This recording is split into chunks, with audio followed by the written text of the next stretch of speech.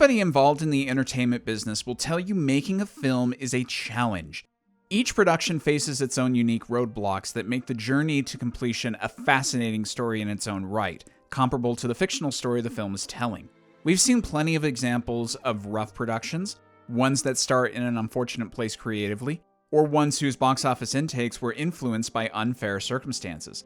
But rarely have I ever seen a film that had everything working against it. A concept that the audience didn't seem particularly interested in, a production that started with a set of directors that were fired after most of the film was completed, only to be replaced by a man who had the job of tailoring the movie to the studio's demands, and a finished film that happened to be released just 6 months after a franchise entry that quickly became one of the most divisive films in recent history. Curiously, I think this trouble the production faced resembles the life its main hero leads. By all accounts, it isn't ready for the perils it'll face, and yet it manages to scrape through, though not without some dents and bruises. Solo, a Star Wars story, has a very unenviable position in the franchise. It started out as a concept from George Lucas that can date all the way back to the writing of Episode 3. It was further fleshed out as a possible story for Lucas's planned television show called Underworld that would have taken place in between Episodes 3 and 4. Finally, when Lucas was preparing to sell Lucasfilm to Disney in 2012, he and Kathleen Kennedy called Lawrence Kasdan in to get his thoughts on relaunching the Star Wars franchise. Along with the initial ideas for the sequel trilogy, Lucas put forth several other film ideas, and the Han Solo origin story appealed to Kasdan the most. Notably, Kasdan was actually hired to write the script for the Han Solo film before he was called in to replace Michael Arndt for Episode 7.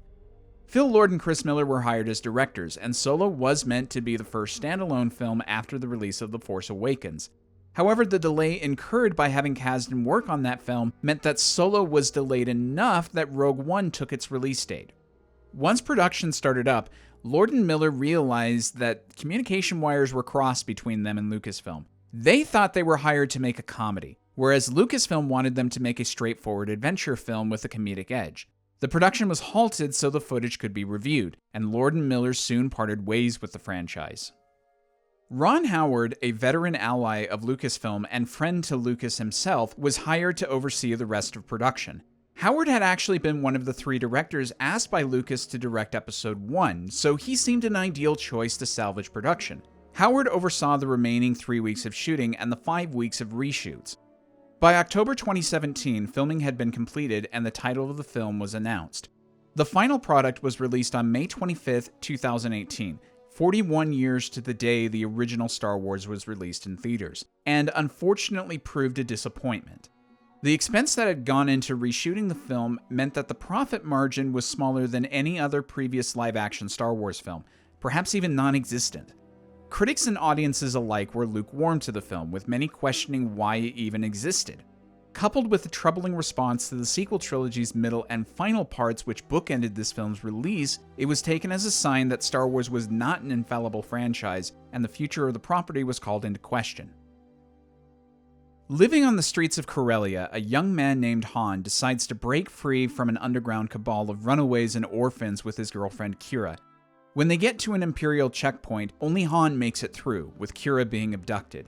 Han decides to sign up with the Imperial fleet and try to become a pilot in an attempt to return to Corellia with a ship of his own and free Kira.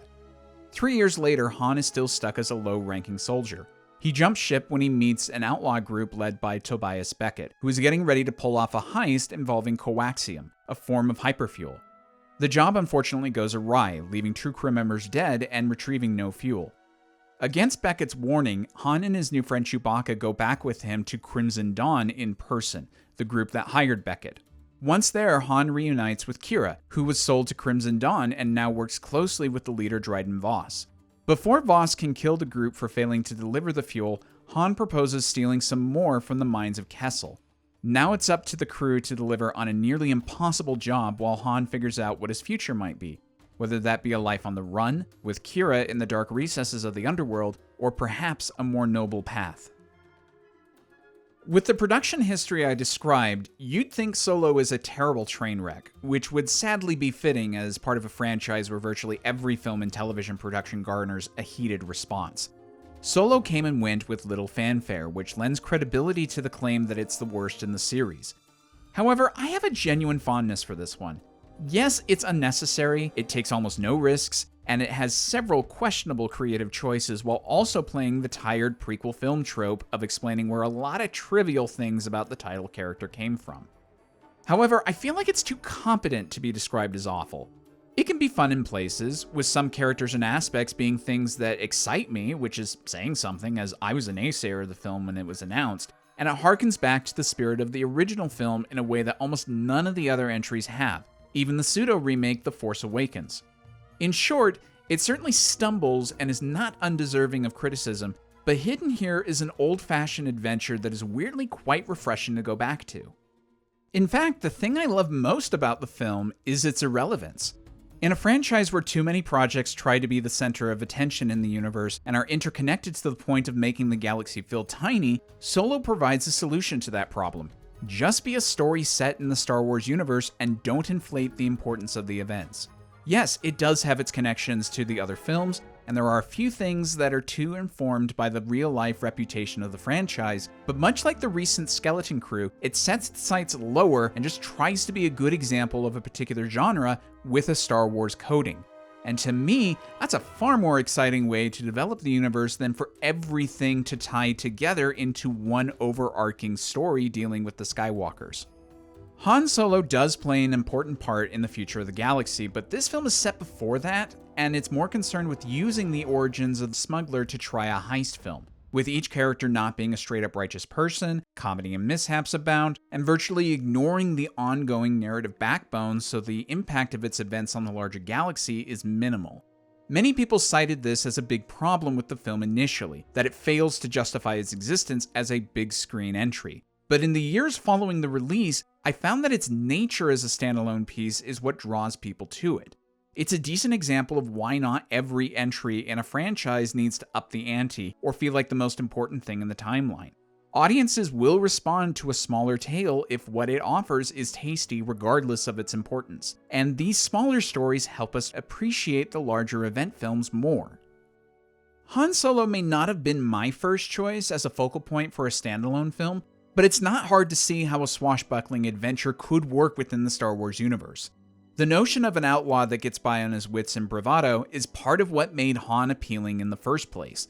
Free of political ramifications, mystical destiny, and the ongoing war, the movie can focus on showing us what made the man the legend he's supposed to be by Episode 4. And there's a lot of fun to be had in seeing him use deception to steal a vital resource, mingle with the darker corners of the underworld, fly the Falcon away from law enforcement, and even after the personal heartache he endures, he's ready to go right back into another job.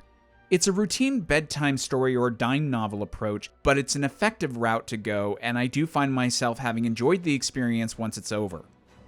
However, I don't want to make it sound like this is an overlooked gem of a film that got buried in the backlash to The Last Jedi. The prequelitis disease is rampant here.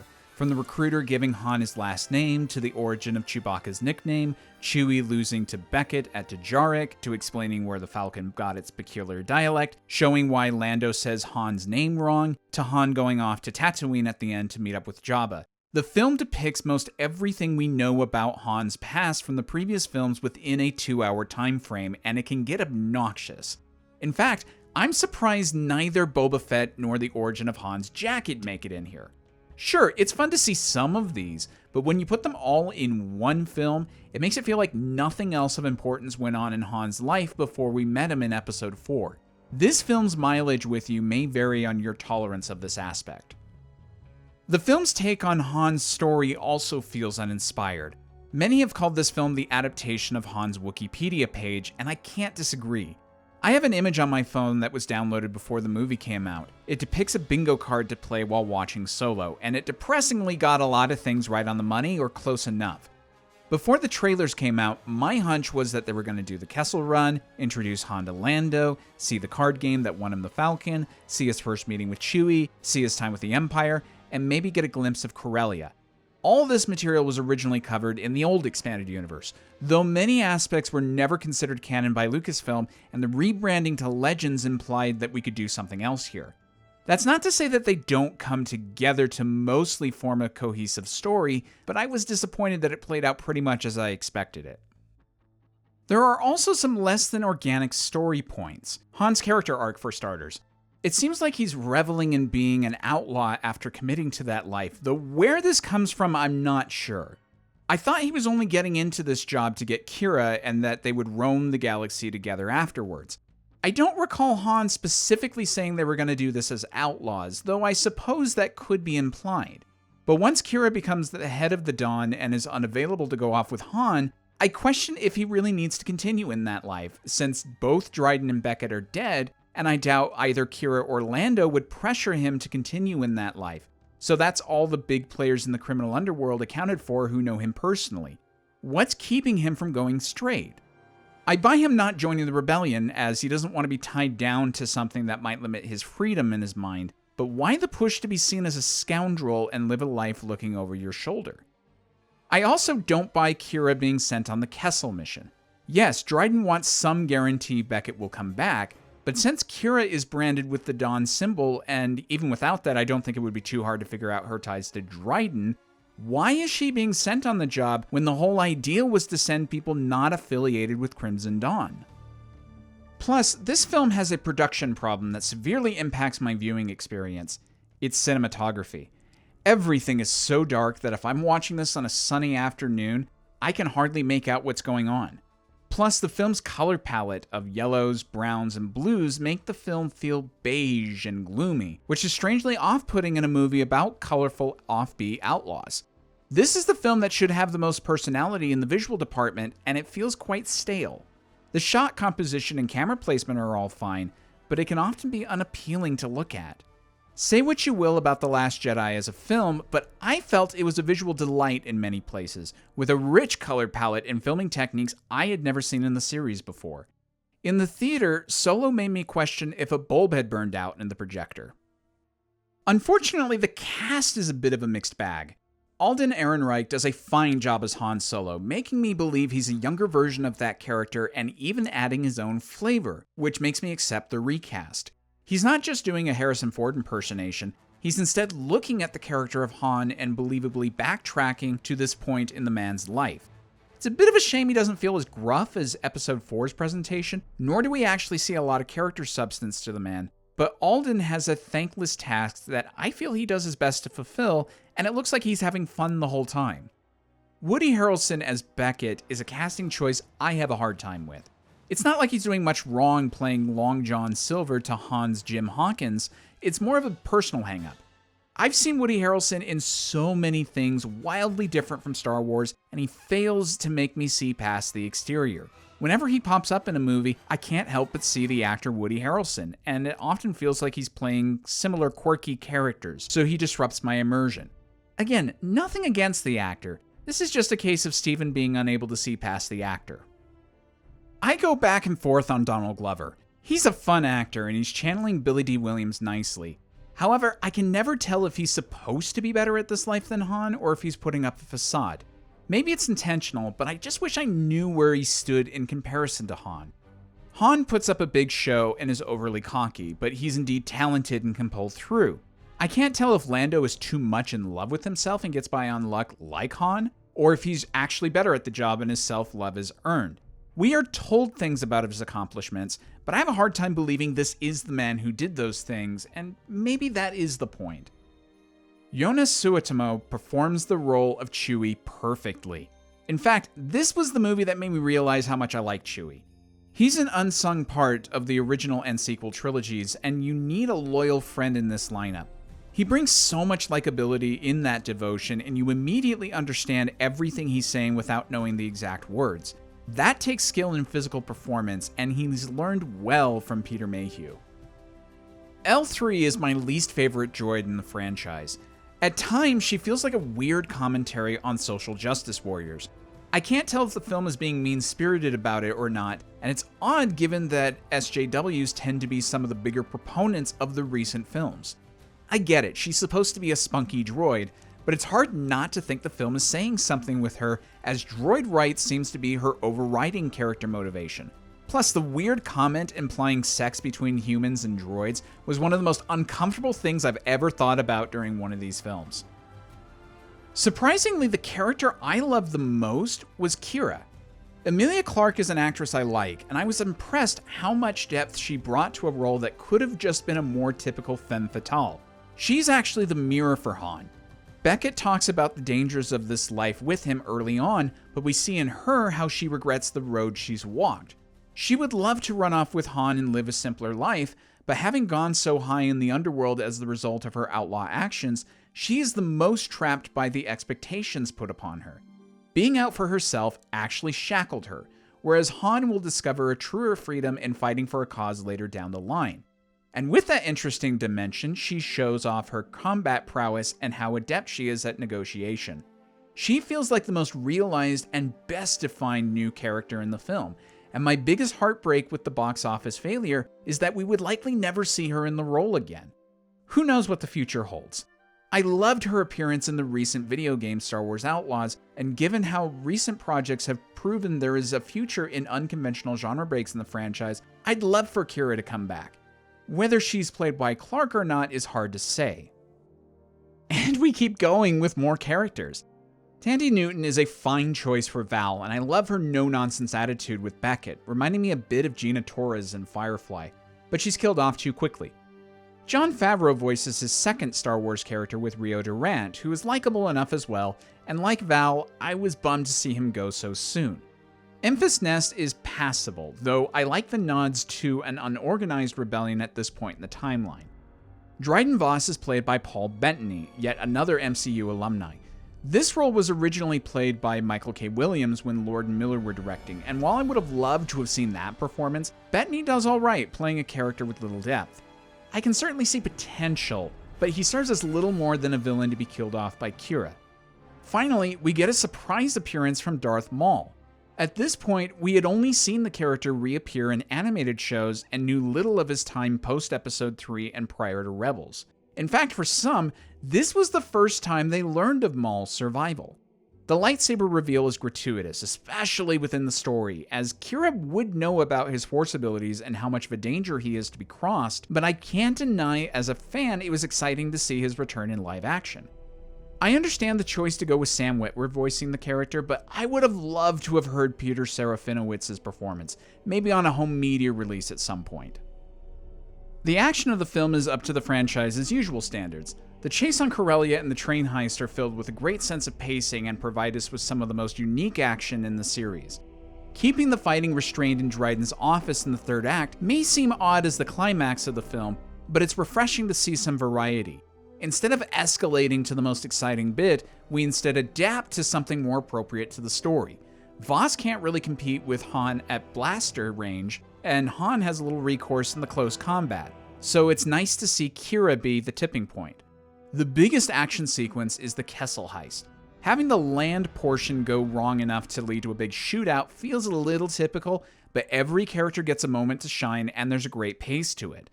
The space action is my favorite part of the film. It's wonderful to see Han and Chewie soar in the Falcon against the TIE fighters and the Maw, and once again the sequence flows from one bit to the next so smoothly that you never feel like we're watching the same thing for too long. For a sequence I've always wondered about, it lived up to my expectations. The other production elements are solid enough. Lots of good CGI, fun costume design, particularly with Lando and Qi'ra, and the usual attention to detail. However, my biggest praise goes to the soundtrack. Taking a few original themes provided by John Williams for this film, John Powell comes in and delivers a near masterpiece of a score. It's recognizably of this universe. It has unique rhythms and instrumentation, there are several great original themes, thus it's adding a richness to the overall musical palette that Giacchino's score for Rogue One, however competent that was, failed to do. Christian Clemenson on his website Film Tracks says the only reason you should avoid this score is if you expect it to cure toe fungus, and I very much agree with that sentiment. I often go to this music for its thrilling and quieter moments, and it might just be my favorite score in the franchise since Episode 1. When I watched this thing in the theaters, I stayed for the end credits so that I could soak up the music. Plus, I just love the playful incorporation of the Imperial March into the recruitment ad of the Empire in-universe. What a great nod. Lastly, I want to address Ron Howard. It sadly became a common trend around this time for studios to enact damage control in order to save a troubled film by firing the original director and hiring someone else to retool the film. This certainly happened before the 2010s, but films like Fantastic Four, Suicide Squad, and Justice League are prime examples of this phenomenon. Heck, Rogue One even suffered a similar issue to a much smaller degree. Though I have to say, this is one of the few films where it's hard to tell what the original material was and what the new director did, apart from an obvious cameo from Clint Howard.